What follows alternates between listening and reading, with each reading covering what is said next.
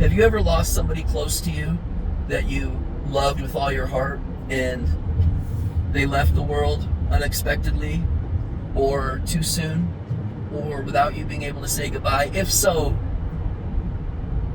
I hope that you watch this video, because we're going to talk about ways that you can cope, that you can, in a healthy way, cope with the things that need to be coped with. Healthy coping strategies that will help you feel better and less hurt inside.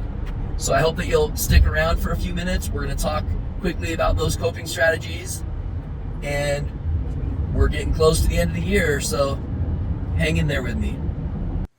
Will you just wish my audience a happy Thanksgiving? Everybody, this is Lala. He is my mentor. This guy has taught me more about life than any person in my entire life. He's an amazing man. I'm thankful for him this Thanksgiving because he had a health scare a few weeks back that scared me. But he's honestly, one of my best friends, and I just wanted him to wish you all a happy Thanksgiving. So, well, nice to meet you, folks. I just think that half of what he was saying wasn't true, but we are very good friends, and I love him like a brother.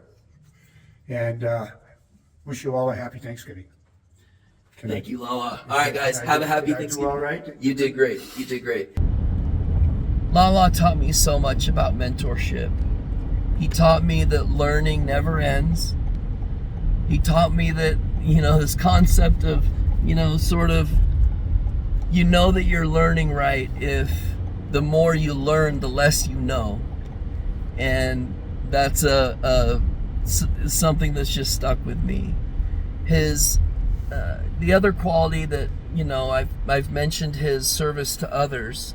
He taught me service to others, and without expectation of return or gratitude, just to show up and be there for others. He didn't necessarily say profound things to others, but it was his presence.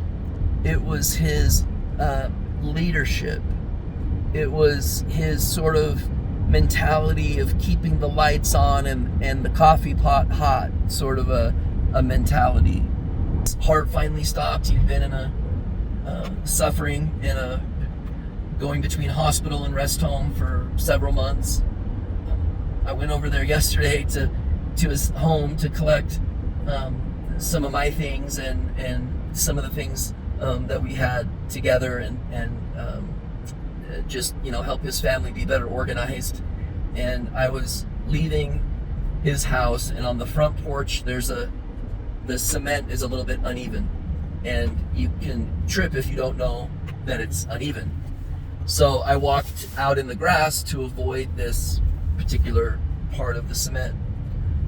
Well, I'm out on the grass and it's getting dark, and wouldn't you know it, the sprinklers turned on while I'm out in the grass. And I'm sure it was set that way. It wasn't like it just made me laugh. I just had to look to the heavens and say, that was a good one, pal. You got me. And but the message today is seek mentorship. Elderly people may seem out of tune or out of touch with today's realities. He taught me, or I taught him, how to use a cell phone, how to use a laptop. He was scared to death of the cell phone. He said he would rather go into a burning building than have to learn how to use a cell phone.